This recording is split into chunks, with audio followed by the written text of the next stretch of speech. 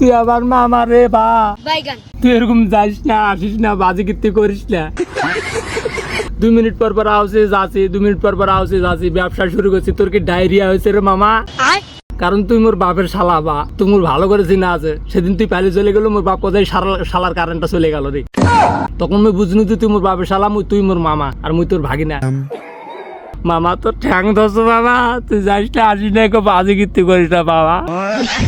যে গরম রোদে একবারে বলো কাতে সারা রাতে রুম হিটে যাচ্ছে একবারে, ঘুম সাপুর কিছু হয় না বা। তোর পাও দুটা ধরছ, তুই আর যাইস না, আসিস না। তোর কি ডায়রিয়া হয়েছে? কিছু আর যাইস না।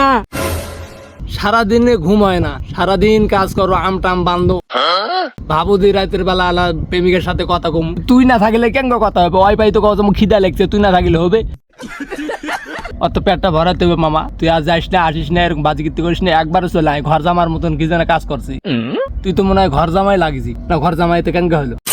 ঘর জামাই হলে তো একবার থেকে যা। তুই ঘর জামাই, তুই দুর্বল হয়ে গেছি, সবাইকে সার্ভিস দিতে পারে না, এটাই সমস্যা তো। বুঝতে পারছো? যাই হোক মামা, তুই এবার একবার চলে আয়, বা ডিস্টার্ব করিস না। ঘুম স্বপন পাইতে দি মানুষ।